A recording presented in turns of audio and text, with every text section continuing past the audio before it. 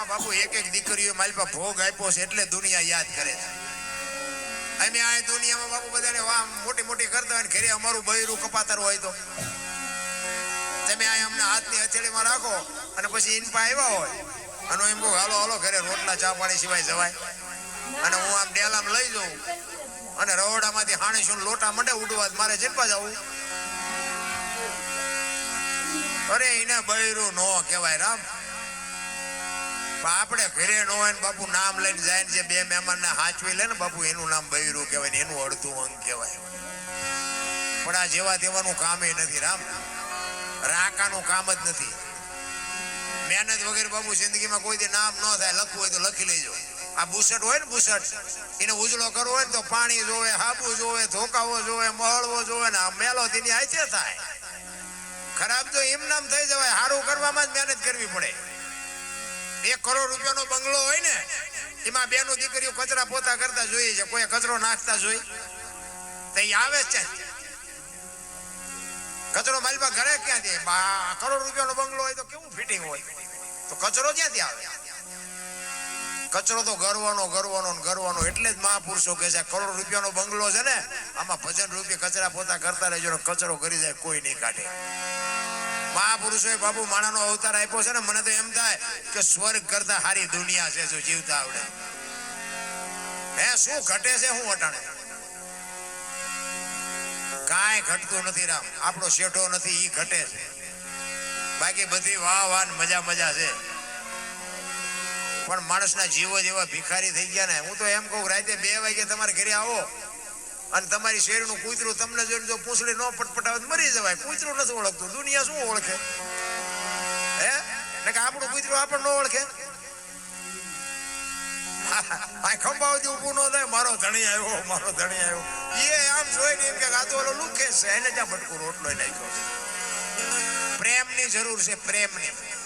પ્રેમને વાચા હોત તો જગત જોગી બની જાત, હલકીને હિમાલય જાત, પછી ભગવા પેરી ભૂદરા. પ્રેમ છે ને બાપુ. પ્રેમમાં મારા નાથને તમારી ઝૂંપડી સુધી ધક્કો થાય. જેટલા મહાપુરુષોને અહીંયા ઈશ્વર આવ્યો ને એ પ્રેમથી જ આવ્યો છે. કોઈએ બાપુ પૈસા નથી ખવડાવ્યો. નરસિંહ મહેતા ને અહીંયા ગયો, મીરાબાઈ ને અહીંયા ગયો, જેઠીરામ ને અહીંયા ગયો, સીબી રાજા ને અહીંયા ગયો, જલારામ ને અહીંયા ગયો, સગાળસા ને અહીંયા ગયો. બાપુ બધે પ્રેમ ને વશ થઈને આવ્યો છે. હવે આપણે પ્રેમ કરો. આપણે હાંકડીમાં આવો ને પછી હનુમાન ચાલીસા ચાલુ કરો તો હનુમાનને ન ખબર હોય એમ નો આવે. એ તો રોજનો રિયાજ જોઈએ. એક ઘડી હાથી મેં પુણ્યા 24 કલાકમાં કંઈક કરવું જોઈએ. બાકી હાંકડીમાં આવ્યા ને તમે એમાં બાપુ ખોટું તો હતું જ. એમાં વળી બાકી હતી મોબાઈલ આવ્યા અને મોબાઈલે જે બાપુ આ દુનિયા બગાડવાનું કામ કર્યું છે બધાને ખબર છે. આ તો હું વરાળું કાઢું ભાઈ તમને નથી ખબર. આપણે એમ કે હલો ચા છો કે મુંબઈ છું વંડી આડા ઉભા હોય બોલ. અરે અને એમાં બાબુ મોબાઈલ બધા આ ભાઈઓને બહેનોને બધાને ખબર છે. મોબાઈલ ખોલો તો તમને કહું તમે જોવો તો ખરા. હે કેવું બોલે મલે. કાનના કીડા કરી જાય. આપણને એમ થાય કે આમના મા બાપે આમને આવા સંસ્કાર આપ્યા છે.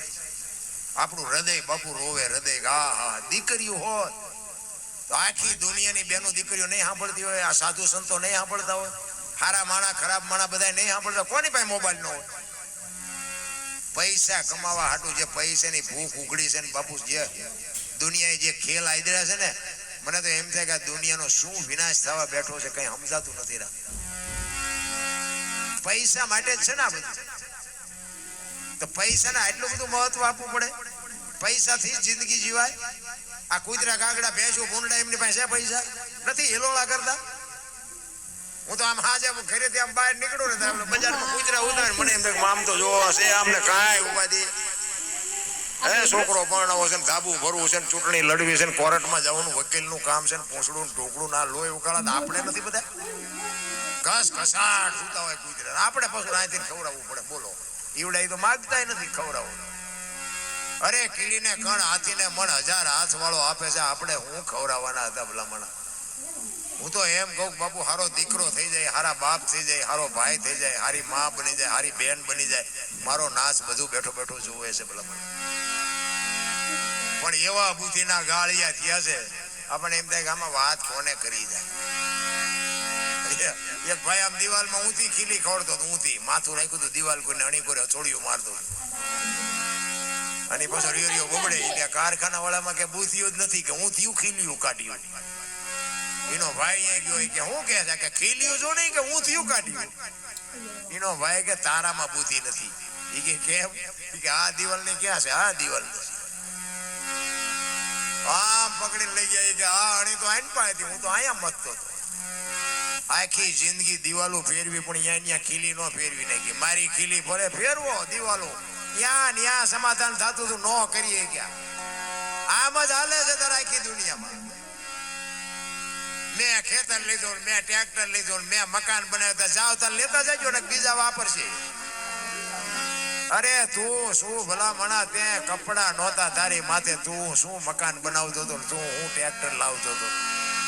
પણ એવું આ ગંગા સતીની વાણી કે હું મારું મનનું કારણ છે. રામ બે વાત જો પતી જાય તો વાતમાં કાંઈ છે નહીં. માણસ જન્મે ને 2-2.5 કિલો હોય, 60-80 વર્ષ જીવે, મરી જાય શમશાનમાં લઈને હળગાવી નાખો ને, રખ્યા ભેળી કરીને જોખો એટલે 2-2.5 કિલો થાય. વાતમાં કાંઈ છે નહીં. મોજ કરી લ્યો ને ભલામણા. હળવા ફૂલ થઈ જાય, કોઈની માથે વજન છે નહીં, લઈ લઈને ફરે બધા. મેં આમ કર્યું, મેં આમ કર્યું, કાંઈ કર્યું નથી. અને જો તારું કર્યું થતું હોય તો ઓલા આવે દીદી કહેજે ને છોકરો એક પરણાવો બાકી છે થોડાક દી રહેવા દે. તું ઉપાડી જાય છે, કોઈ નહીં લાગવગ હાલે અહીંયા. એટલે જ મહાપુરુષોએ કીધું કે આ મહાપુરુષોએ તમને મને આ 5 તત્વનો દેહ આપ્યો છે ને, એની બાપુ અનુભવ કરજો. મીરાએ કીધું આત્માને ઓળખ્યા વિના લખ 84 નહીં મટે, તમારી ભ્રમણા ભાંગ્યા વિના ભવના ફેરા નહીં મટે. ભજન સમજાય એવી વસ્તુ નથી રામ. અને ભજન બાપુ સમજાવવા માંડે ને, હું તો એમ કહું તમે ભજનમાં જો બેઠા હોય ને તો બાપુ મંગાવું ન આવે ને ચા ની જરૂર ન પડે ને હુરજ નારાયણ ઉગે જો ભજનમાં બેઠા હોય.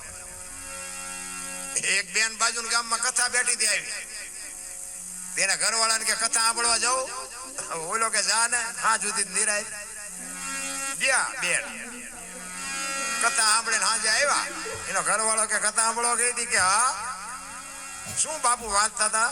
ઈ કે માંડવા કેટલા બધા માંડવા. ઈ કે પણ બાપુ હું વાંચતા હતી? તો કે કેટલું બધું રાંધેલું, મોટા મોટા તપેલા ને કેટલું માણા ખાતું તું. ઈ કે પણ બાપુ હું વાંચતા હતી? તો કે મોટી મોટી લાઈટો, મોટા મોટા ટીરિયા, મોટા મોટા ટીવી. ઈ કે પણ હું તને પૂછું છું બાપુ હું વાંચતા હતા? ઈ કે એટલા બધા માણામાં થોડું સંભળાય. નકરી બહાર જ રખડી, માઇલ પાસે જાય તો સમજાય ને. આપણે બહાર રખડતા એવું નથી લાગતું? બાપુ આમાં ચિઠ્ઠી ક્યારે ફાટી જાય કોઈને કાંઈ ખબર નથી. જેટલું કર્યું છે ને એટલું તમારું. આ અમે આ રાડ્યું પાડી ને તમને કોઈને વેરાગ નથી લગાડવાનું. આ અમારા હાટું રાડ્યું પાડી.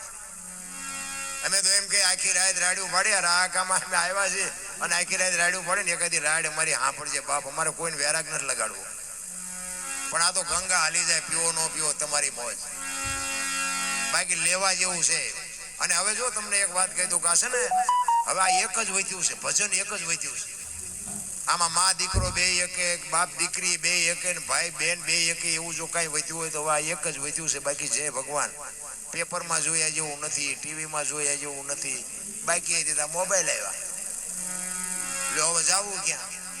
હવે આ એક વચ્યું છે, જો આમાંથી કંઈક લેતા આવડે. બાકી મરી જવાનું છે વાત તો બાકી છે. રામ ને કૃષ્ણ જીવાન જવું પડ્યું તો આપણે જવું પડે. એમાં કઈ રોદડાનું એ મેળ પડવાનું નથી.